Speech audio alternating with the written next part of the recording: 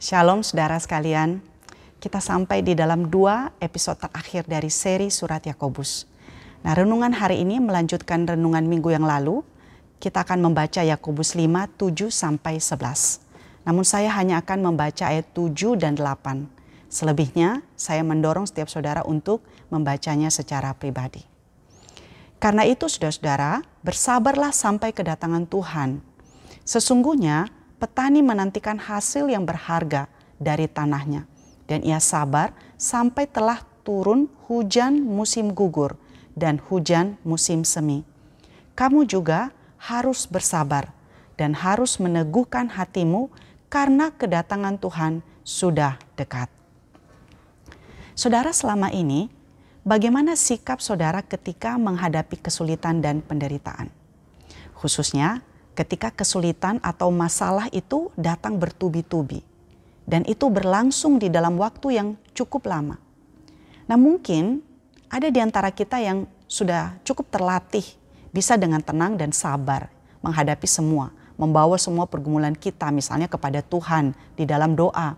Tapi kadang-kadang saudara, ada juga yang ketika mengalami kesulitan di dalam waktu yang lama menjadi tidak tahan. Dan kemudian mengekspresikan ketidaktahanan itu dengan marah-marah, bersungut-sungut, menyerah, lemah iman, bahkan meninggalkan Tuhan. Ada juga yang lari dari masalah dengan misalnya melakukan dosa tertentu. Nah saudara, karena penderitaan dan kesulitan adalah bagian dari kehidupan kita sebagai orang percaya, maka melatih diri untuk memiliki sikap yang benar adalah sesuatu yang penting. Nah, perikop ini saudara termasuk bagian penutup dari surat Yakobus. Yakobus kembali menekankan apa yang sudah dia katakan sebelumnya di bagian awal suratnya saudara, yaitu bertahan dan sabar dalam melewati pergumulan dan berbagai pencobaan. Sabar atau have patience dalam perikop ini saudara muncul 4 kali. Dan 2 kali kata lain yang memiliki makna yang serupa. Jadi muncul sampai 6 kali di dalam perikop ini. Dan ini adalah sebuah penekanan saudara. Dan Yakobus melihat hal ini sebagai sesuatu yang sangat penting untuk diperhatikan dan dilakukan oleh jemaat yang saat itu sedang menghadapi penderitaan. Saudara, kalau disebut sabar, kira-kira gambaran apa yang muncul di dalam pikiran kita? Nah, kita mungkin membayangkan saudara seperti seseorang yang menunggu dengan tenang di dalam antrian, sabar menunggu giliran. Atau misalnya seseorang yang tetap tidak melawan ketika dia dimarah-marah. Atau misalnya seorang suami dimarahin oleh istri yang sangat cerewet tapi dia tidak membantah sama sekali. Atau seorang ibu yang tetap dengan tenang dan tidak marah-marah menghadapi anak-anaknya yang rewel dan bandel. Atau misalnya seperti seorang pekerja yang tetap bekerja dengan baik di dalam waktu yang lama meskipun bos atau pimpinannya selalu bersikap tidak adil kepadanya dan lain sebagainya. Nah, sabar yang dimaksudkan di sini saudara lebih daripada itu. Yakobus sedang berbicara tentang sikap bertahan dengan tetap mengarahkan pandangan dan fokus kepada satu hal, yaitu kedatangan Kristus. Yakobus mengatakan bahwa kita harus menjalani hidup kita setiap hari di dalam terang kedatangan Kristus kedua kali.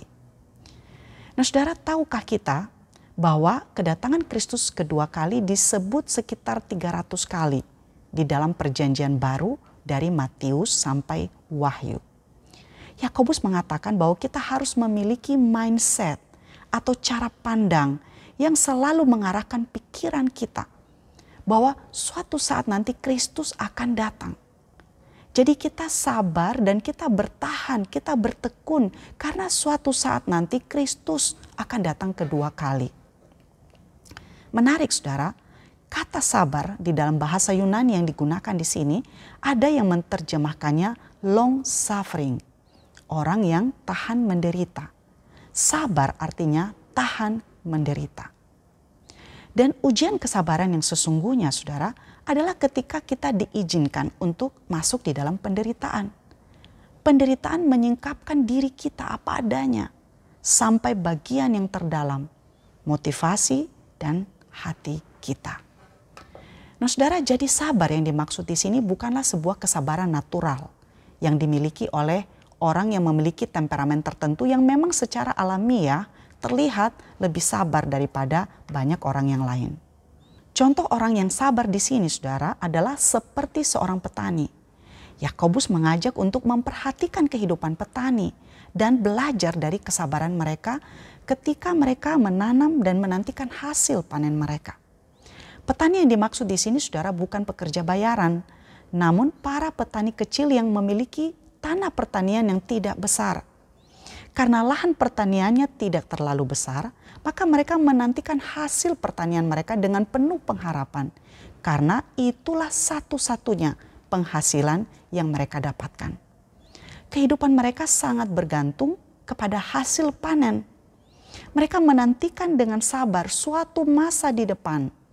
Masa di mana waktu panen tiba dan penantian itu akan terus berlangsung sampai hujan awal dan hujan akhir. Nah, hujan awal biasanya datang di bulan Oktober atau November sampai Desember atau Januari, saudara. Nah, hujan akhir sekitar Maret dan April. Nah, para penafsir mengatakan bahwa kondisi ini adalah keunikan para petani yang hidup di daerah ujung timur Mediterania. Nah, sabar menanti hasil panen bukan berarti tidak melakukan apa-apa.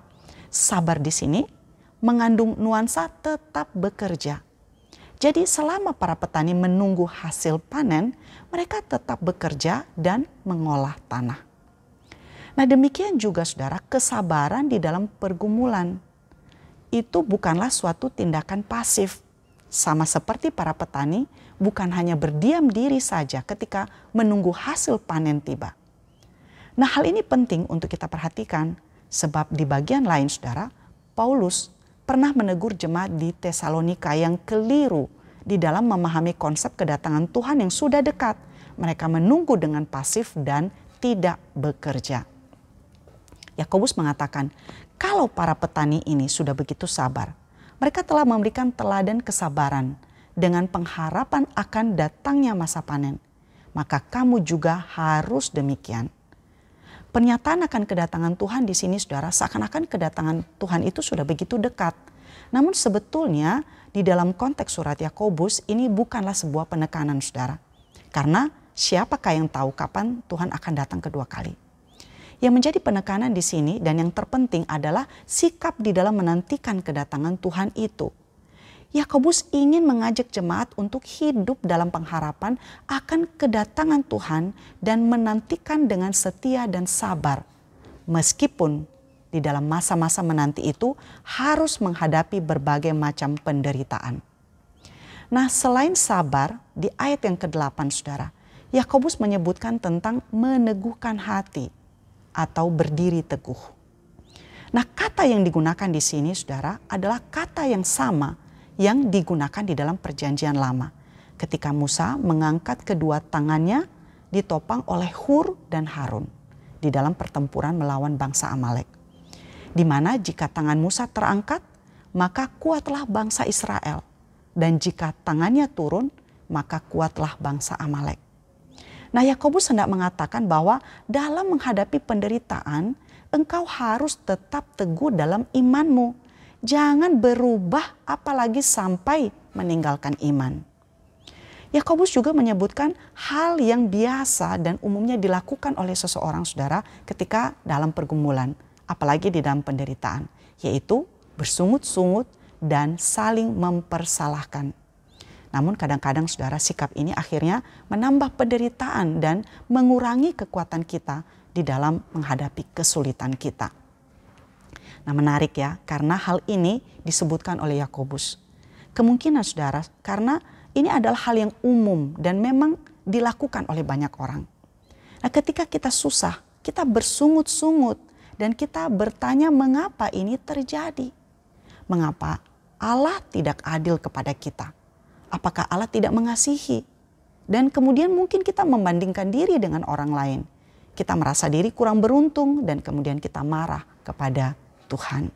Nah, kata bersungut-sungut dan saling mempersalahkan dengan berkeluh kesah atau mengadu saudara, itu adalah dua hal yang berbeda.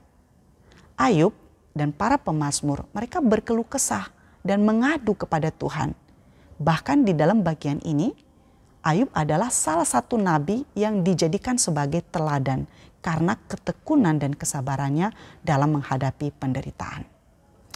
Jadi bagaimana sikap kita dalam menghadapi kesulitan atau penderitaan?